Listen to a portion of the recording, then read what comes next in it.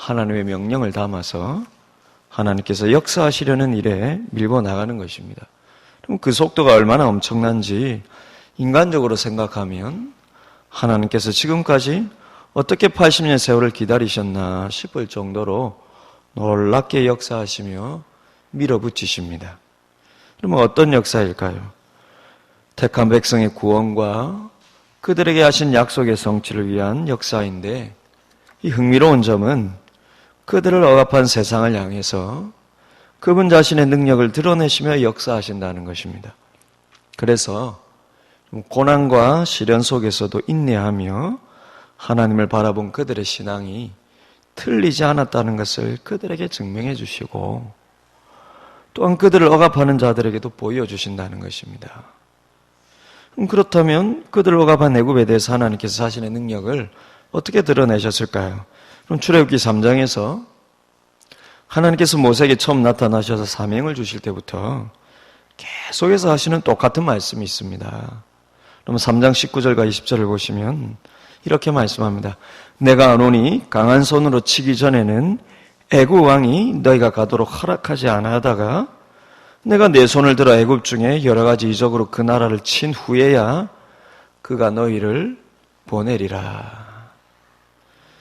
출애굽기 6장 1절에서도 모세가 하나님의 명령대로 처음 바로에게 갔다가 오히려 핍박만 더 심해졌을 때 그때도 같은 말씀을 하십니다. 여호와께서 모세에게 이르시되 이제 내가 바로에게 하는 일을 네가 보리라. 강한 손으로 말미암아 바로가 그들을 내보내리라.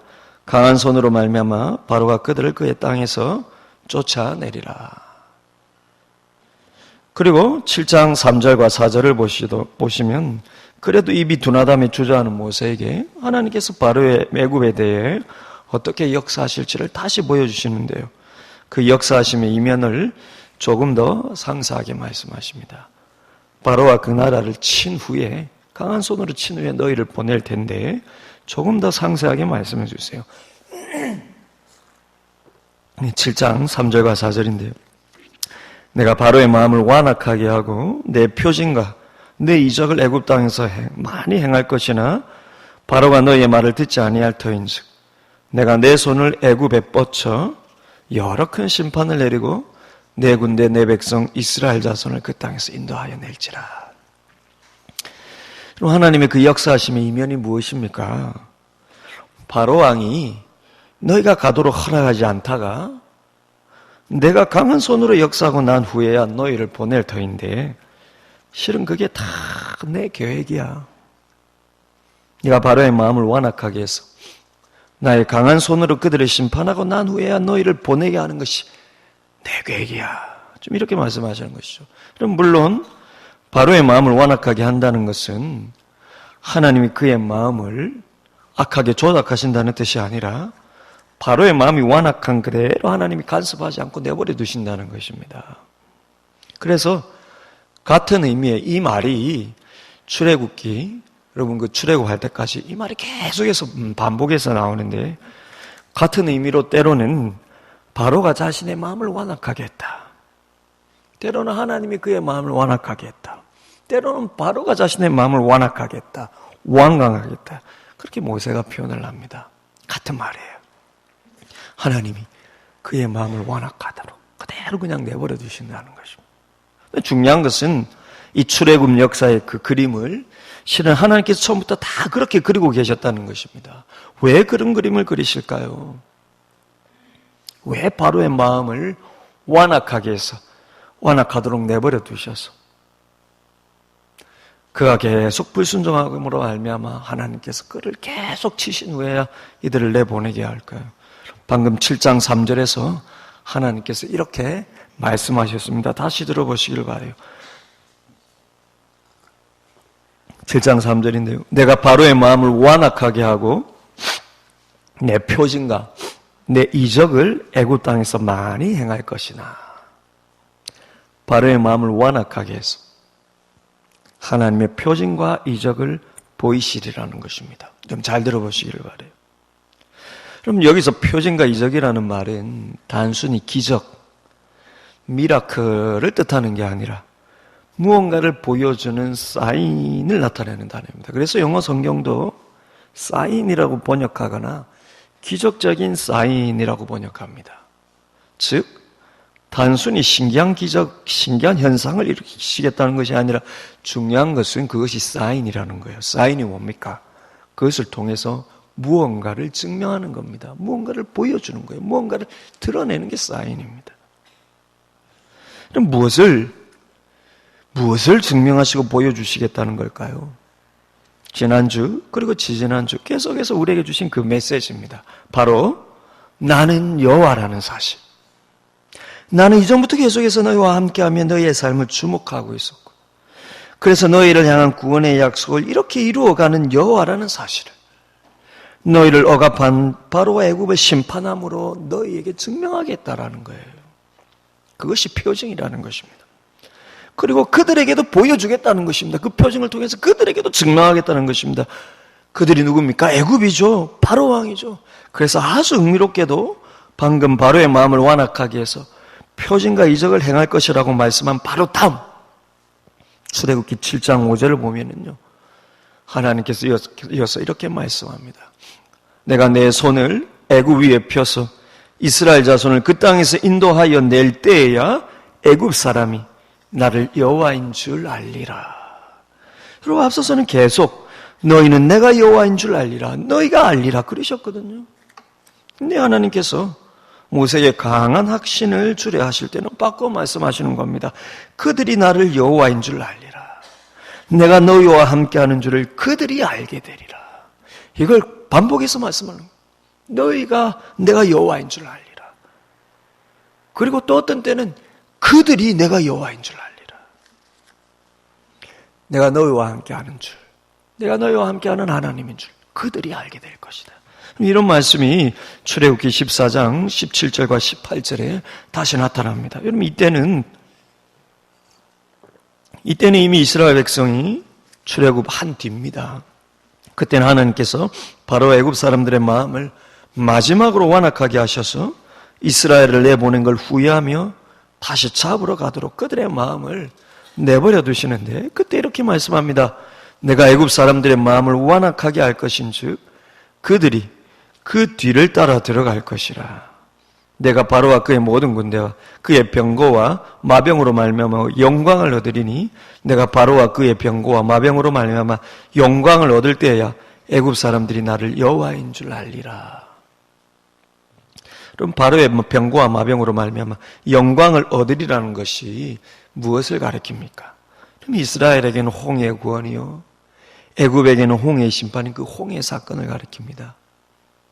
근데 하나님께서 이 놀라운 역사를 주도하시고 일으키셔서 역시 표징으로 삼으시리라는 것입니다. 무엇을 보여주시려는 표징입니까? 무엇을 나타내는 사인입니까?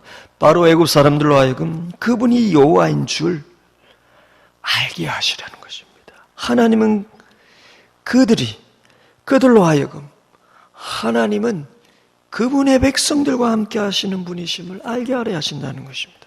여러분 하나님은요, 그 삶이 세상 보기에 아무리 개떡같이 보이고 힘없고 나약해 보여도요, 그분이 택하시고 사랑하는 그분의 백성들을 결코 버리지 아니하시는 분이시요, 그들에 대한 약속을 결국은 이루어 가시는 분이심을 그 세상이 이게 보이고 알게 하시리라는 것입니다. 그러면 이것이 우리가 하나님의 역사에 걸맞는 크기의 순종의 그릇으로 준비가 될 때 하나님께서 일으키시는 역사하심의 이면입니다. 우리가 순종의 준비가 될 때, 우리가 순종의 그릇이 될 때 하나님이 우리를 통해 일으키시려는 역사하심의 이면이라는 것입니다. 우리가 순종의 준비가 되고, 그래서 하나님의 때가 차면 하나님께서 앞서서 역사하시는데 그것을 통해 우리에게는 나의 지난 고난의 시절에도 실은 그분이 나와 늘 함께 하셨고 따라서 앞으로도 영원히 나와 함께 하시리라는 것을 증명해 주는 것이요, 동시에 우리를 억압한 세상에 대해서도 우리가 믿는 하나님은 우리의 어떤 형편 속에서도 우리를 버리지 않는 하나님이심을 그 세상에 보여주신다는 것입니다. 여러분 한마디로 우리가 순종의 준비가 되면요, 크든 작든 하나님께서 그분의 백성과 이 세상을 구별짓는 표징의 역사를 일으키신다는 것입니다. 표징의 의미가요. 하나님이 보여주시는 사인이에요. 하나님이 자기 백성과 세상을 구별짓는 것입니다. 하나님은 택하시고 약속 주신 그분의 백성들 편에 계시는 분이심을 그 표징을 통해서 드러내신다는 거예요. 그럼 저는 이것이 히브리서 11장 6절에서 에녹의 믿음을 말씀하시면서 하신 그 유명한 구절의 의미라고 봅니다.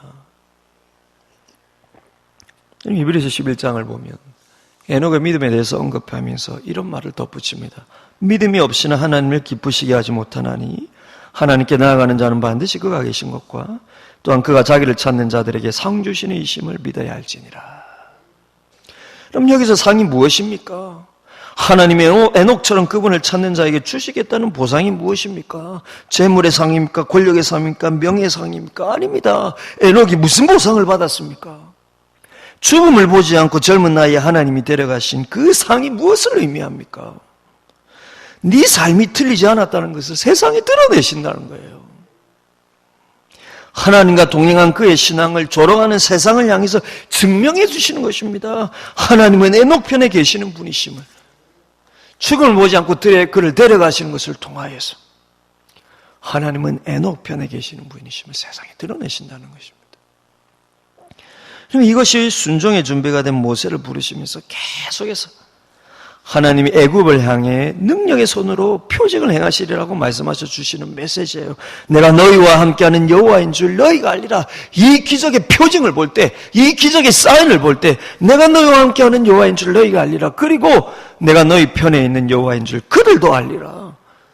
그래서 내가 너희와 그들을 구별짓는 여호와인 줄 모두가 보게 되리라. 사랑하는 여러분, 여러분의 삶에 기적이 일어나지 않습니까? 왜 그렇겠습니까? 왜 여러분의 삶에 기적이 일어나지 않겠습니까? 하나님의 능력이 부족했습니까? 아니면 하나님이 여러분의 소원을 몰라서입니까? 아닙니다. 그 이유는 바로 우리가 바라는 소원이 단순히 기적이기 때문이에요. 하나님은 우리에게 그냥 기적을 일으키시는 분이 아닙니다. 표징을 일으키고 싶으신 거예요. 표적과 기적이 무슨 차이입니까? 표적은요, 그것을 통해서 하나님 자신이 나에게 드러나시고 동시에 하나님 자신이 세상에도 나를 통해 드러나시는 것이 표적입니다. 그러나 우리가 바라는 기적은 깊이 들여다보면 거기에는 내가 중심이 되어 있고 내가 원하는 삶이 내 삶이 중심이 되어 있는 거예요. 그 증거가 무엇입니까? 내가 소원하고 기도하는 대로 되지 않으면 하나님께 분노하고 원망하는 마음이 생기지 않습니까? 만약 우리가 바라는 것이 하나님이 내 삶에 드러나시는 것이라면 우리가 그 상황에서도 찬송치 못할 이유가 뭐가 있습니까? 하나님께서 내 삶을 그분의 뜻대로 이루어 가시고 그분이 원하시는 대로 나를 사용하시려 하시는 것이 내가 믿고 그분께 내 삶을 맡긴다면 우리가 그 상황에서도 감사치 못할 이유가 어디에 있겠습니까? 그런데 여러분, 근데 이 차이가 어디서 올까요?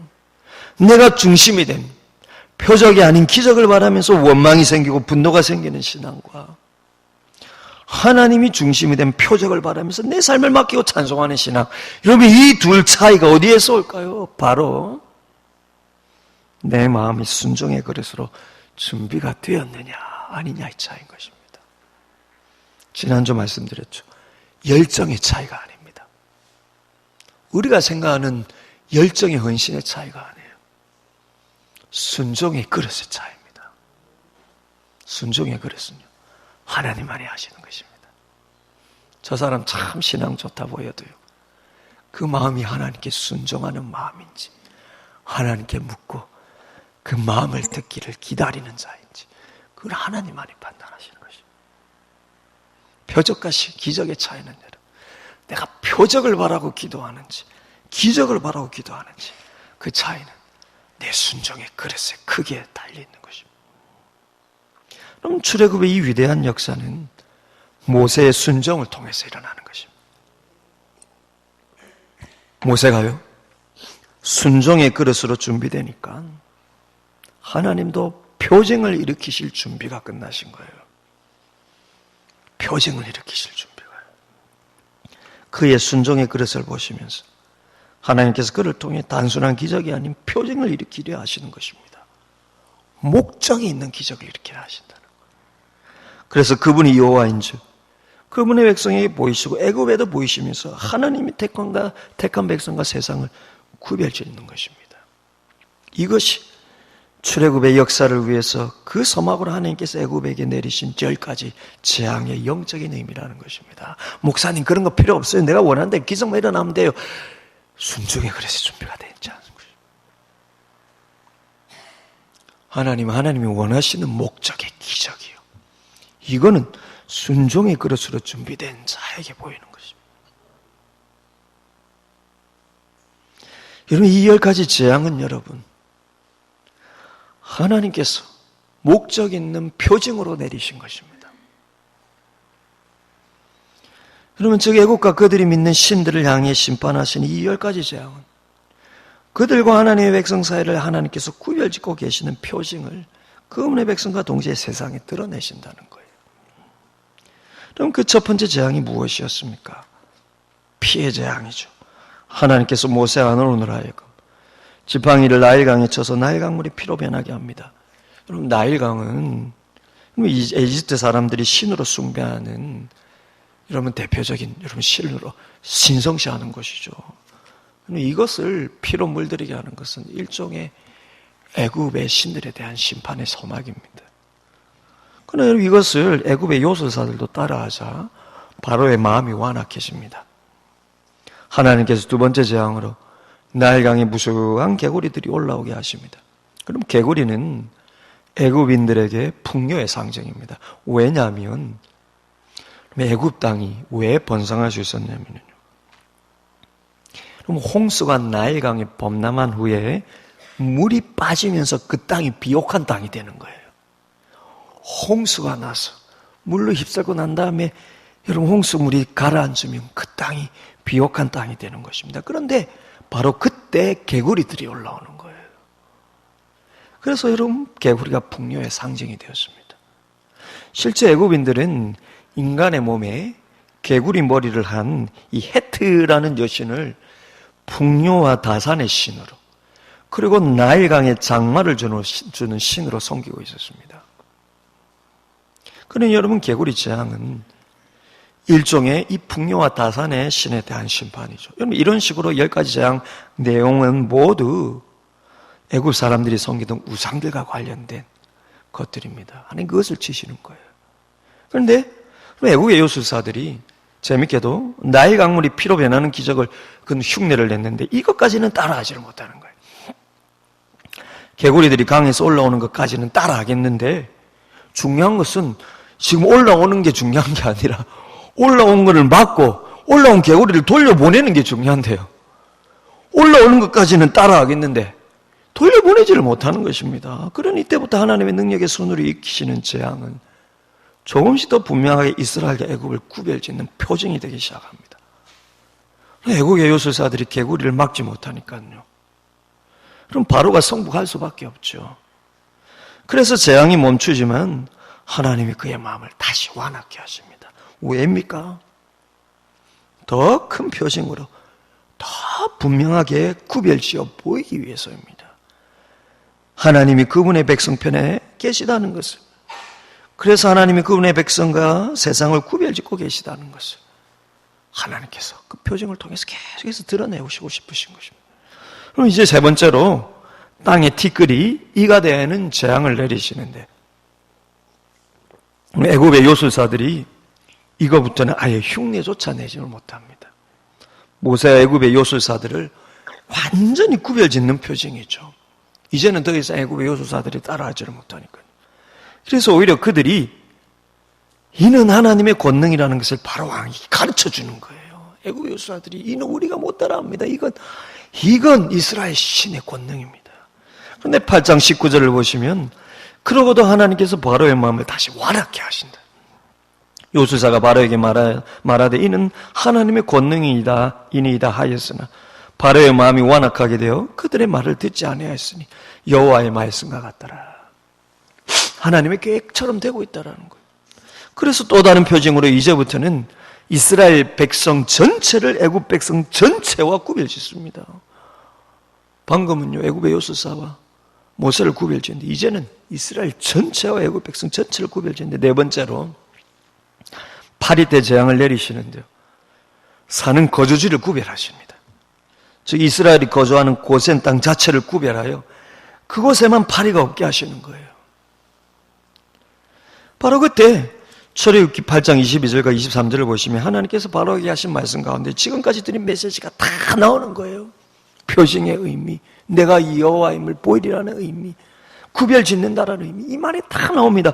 8장 22절, 23절인데 우리 찾아서 우리가 같이 한번 읽어보면 좋겠네요.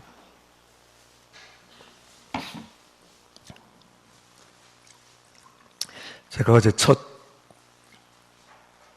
주례를 맡아가지고요. 담임 목사가 되어서 좀 많이 피곤했던 것 같습니다. 목이. 어제 제가 잘했습니까? 저도 긴장을 했어요. 죄송합니다. 목이 이렇게 조금 이렇게 또 듣기 불편하실 텐데 우리가 8장 22절 23절을 우리 한 목소리로 같이 한번 읽었으면 좋겠습니다. 같이 읽겠습니다. 시작. 그날에 나는 내 백성이 거주하는 고센 땅을 구별하여 그곳에는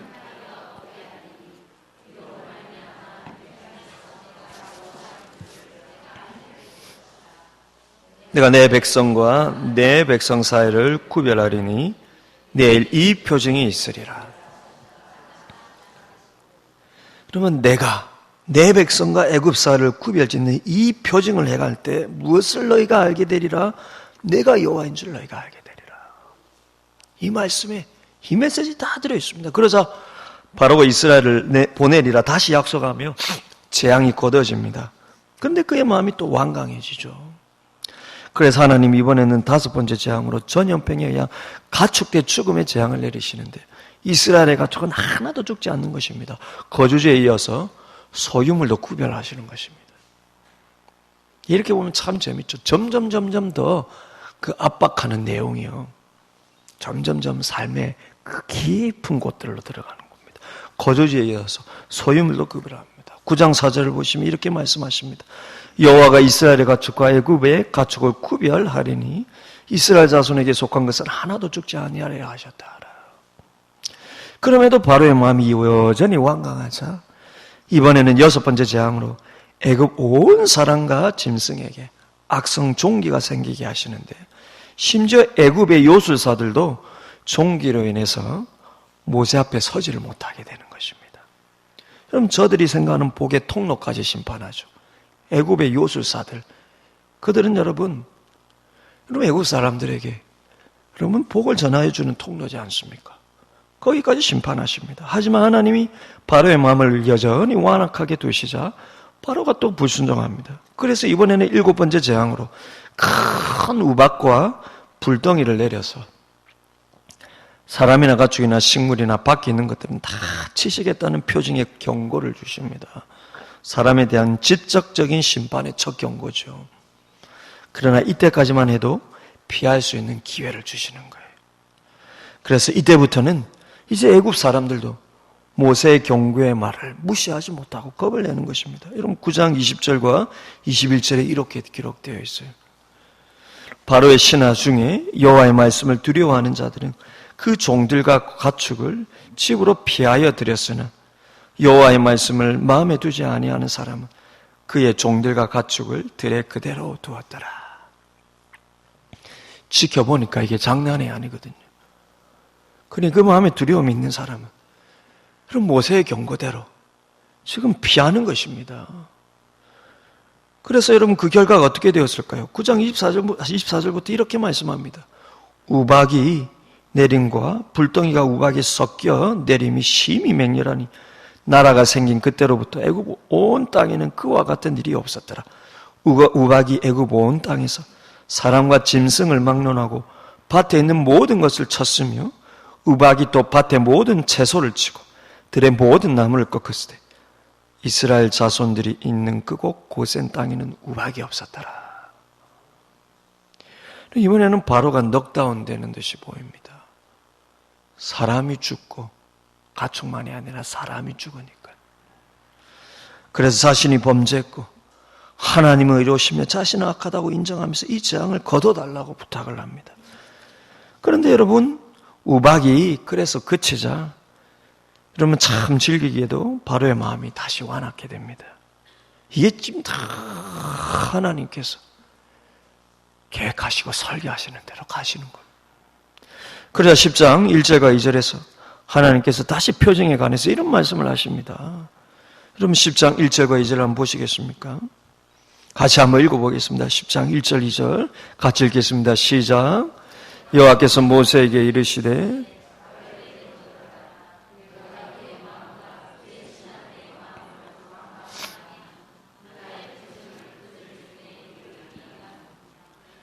내게 내가 애굽에서 행한 일들 곧 내가 그들 가운데서 행한 표징을 내 아들과 내 자손의 귀에 전하기 위함이라.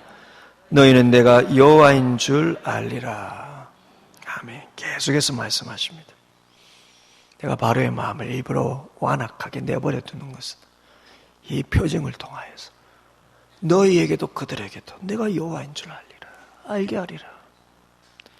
그리고 하나님께서 8번째 재앙으로 메뚜기 떼를 보낼 것을 경고하자 이제는 바로의 신하들도 바로에게 이스라엘을 내보내라고 재촉하는 지경까지 옵니다. 그럼 10장 7절을 보시면요 이렇게 말하죠. 바로의 신하들이 그에게 말하되 어느 때까지 이 사람이 우리의 함정이 되리까? 이 사람들을 보내어 그들이 하나님 여호와를 섬기게 하소서. 왕은 아직도 애굽이 망한 줄을 알지 못하시나이까 하고 왕은 아직도 애굽이 망한 줄 모릅니까? 그러나 바로의 마음이 여전히 완악하여 바로가 이스라엘의 남자 장정만 가라며 여러분 아론과 모세를 쫓아내자 하나님께서 메뚜기 떼를 보내시는데요. 바로 앞서서 우박 재앙에서 남은 채소와 나무들을 메뚜기 떼들이 다 먹어치우게 하십니다. 그럼 앞서서 9장 31절 이하를 보시면요. 9장 31절 이하를 보시면 그 우박 재앙 때에 이런 말을 남깁니다. 우박 재앙이 내릴 때요. 보리는 이삭이 나고 삼은 꽃을 피웠지만 아직 밀과 쌀보리는 나지 않아서 상하지 않았다. 이런 기록을 하고 있어요. 왜 이런 기록을 할까요? 바로 그 다음 메뚜기 재앙 때가 되었을 때 이제 우박 재앙 때에 아직 자라지 않아서 그때 그 재앙을 피하였던 밀과 쌀보리가 이제 자라오를 때요. 메뚜기들이 와서 싹 다 먹어치우는 것이죠. 한 해 곡식을 모조리 없애는 것이죠. 양식줄을 끊어놓은 것입니다. 그래서 10장 17절을 보시면 바로가 이렇게 용서를 구합니다. 바라건대 이번만 나의 죄를 용서하고 너희 하나님 여호와께 구하여 이 죽음 많은 내게서 떠나게 하라. 먹고 살 게 끊어졌으니 이 죽음 많은 내게서 떠나게 하라. 그래서 하나님이 그 재앙을 다시 거두시는데요. 바로의 마음이 다시 완악해 됩니다. 그리고는 가축들은 다 남겨두고 사람만 다 나가라고 타협판을 내놓습니다. 참 완강하죠. 그러자 하나님께서 9번째 재앙으로 이번에는 빛을 끊음으로 삶의 공간을 치십니다. 여러분 10장 22절과 23절에 이렇게 기록되어 있죠.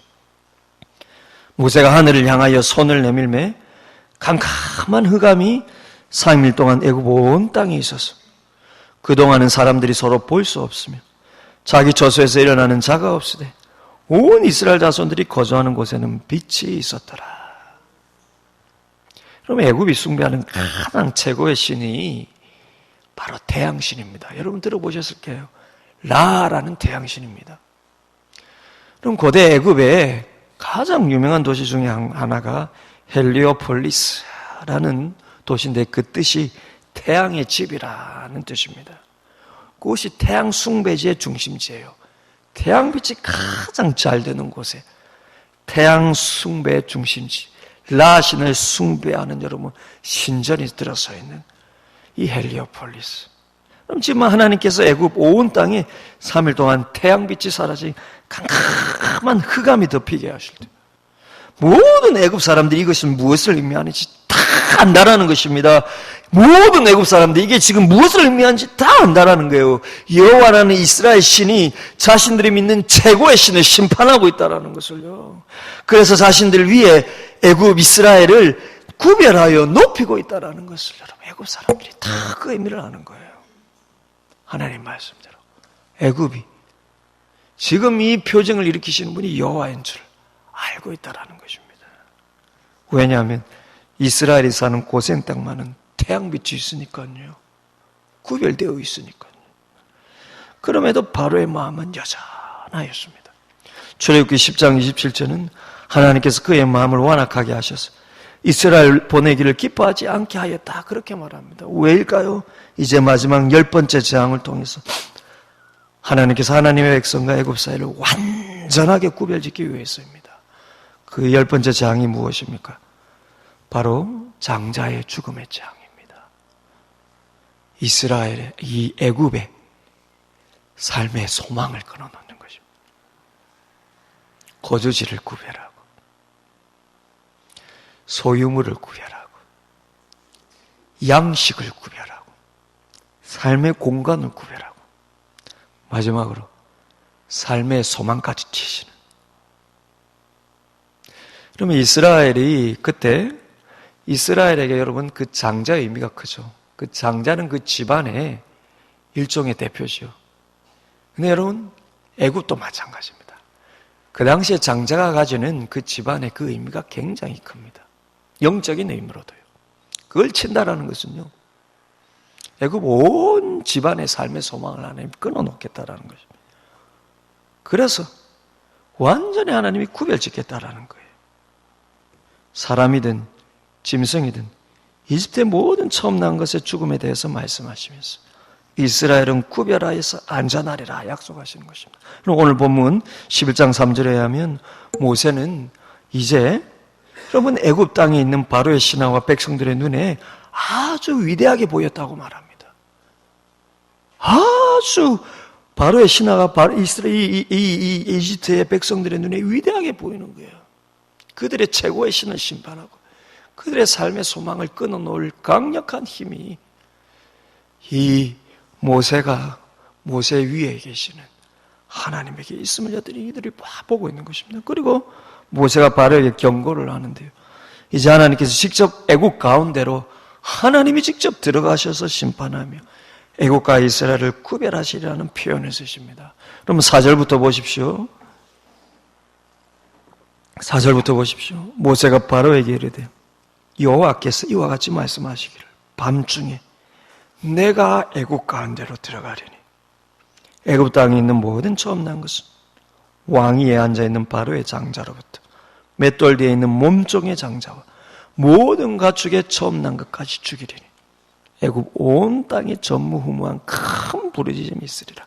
그러나 이스라엘 자손에게는 사람에게나 짐승에게나 개 한 마리도 그 혀를 움직이지 아니하리니 여호와께서 애굽 사람과 이스라엘을 사이를 구별하는 줄을 너희가 알리라 하셨나니. 사랑하는 여러분, 이 모든 것이 모세가 순종의 준비가 되었을 때 하나님께서 역사하신 표징의 내용들입니다. 그 표징들은 점점 더 분명하게 하나님께서 그분의 백성들과 함께 하시며 그 백성들을 세상과 구별짓고 계시는 분이심을 드러내시는 것입니다.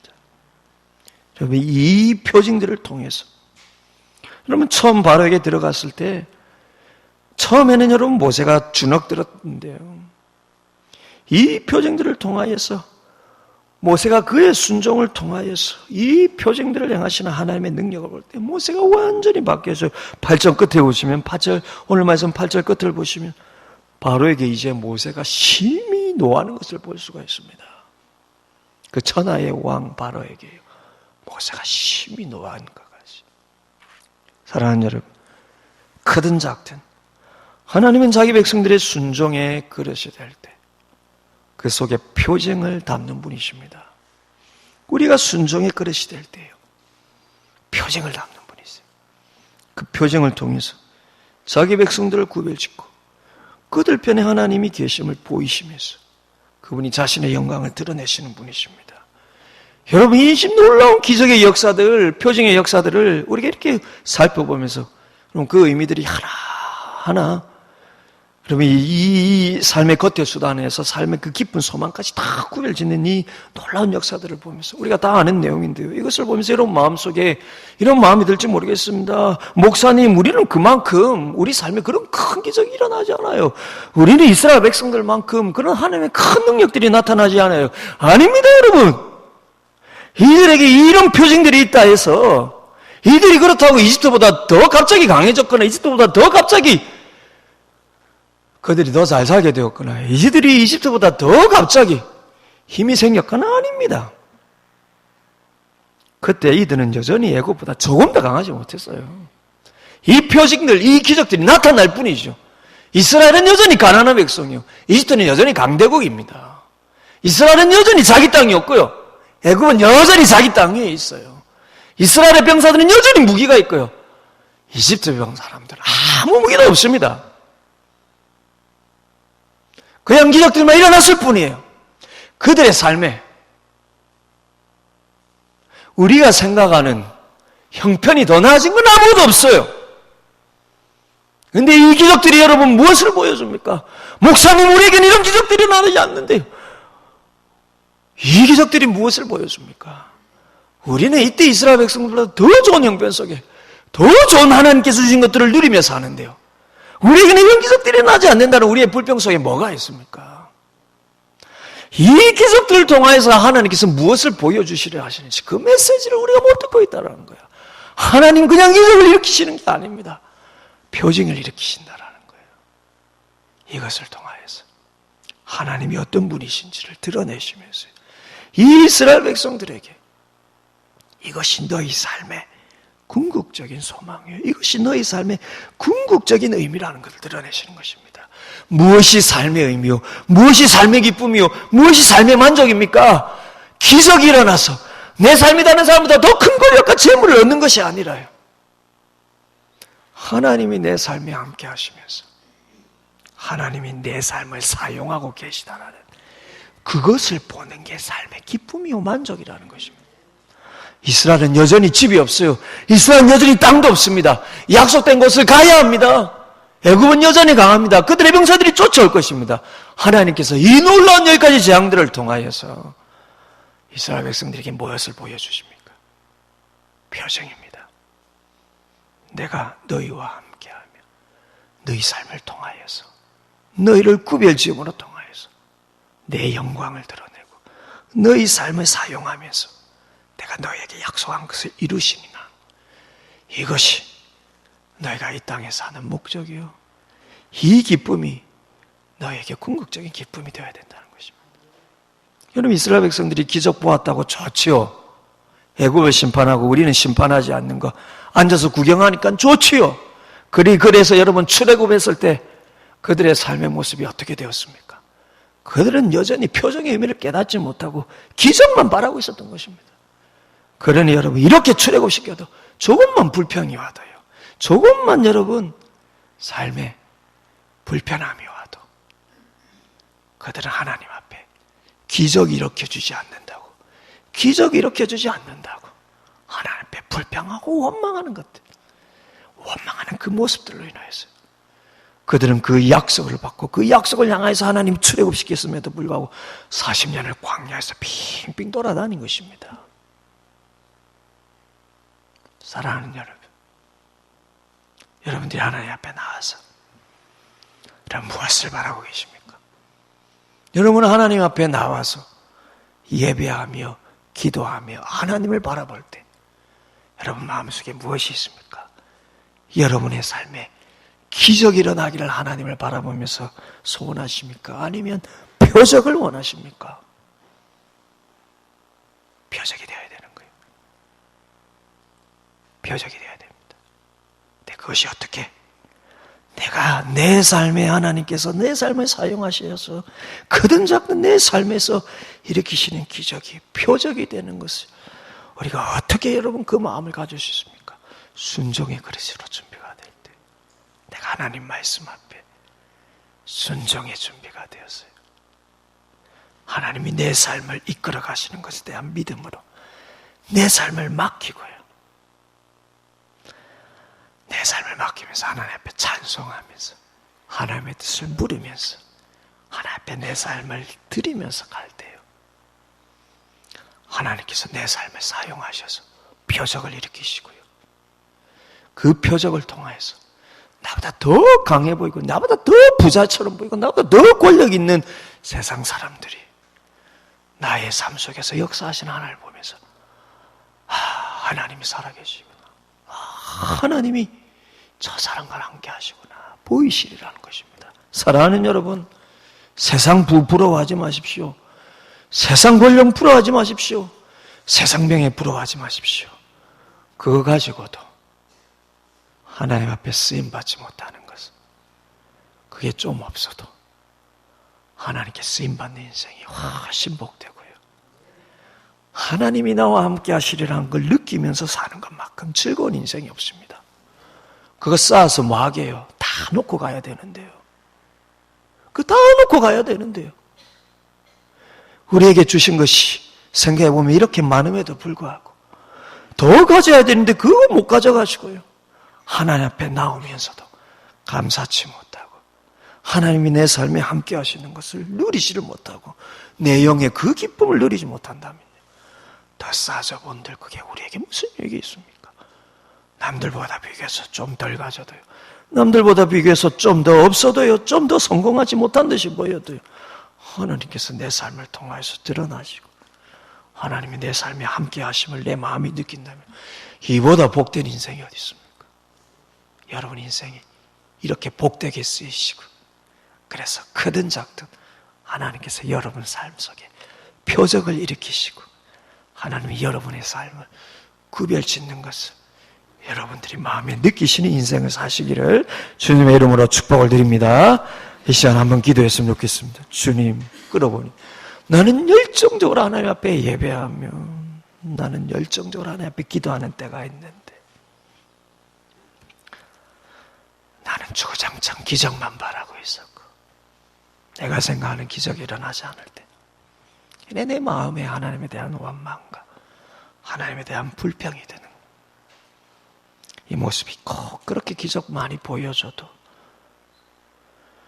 조금만 불편해도 원망하는 이스라엘 모습과 같지는 않았는지, 그러나 모세가 순종의 그릇이 준비될 때 그를 통해서 얼마나 놀라운 표징을 보여주면서 하나님이 모세를 그리고 그를 통해 이스라엘 백성들을 세상과 구별짓는 사랑하는 여러분, 우리의 인생이 이렇게 쓰임받게 하여 주옵소서. 그렇게 한번 이 시간 오늘 말씀을 따라서 같이 기도하기를 원합니다. 기도하겠습니다. 은혜로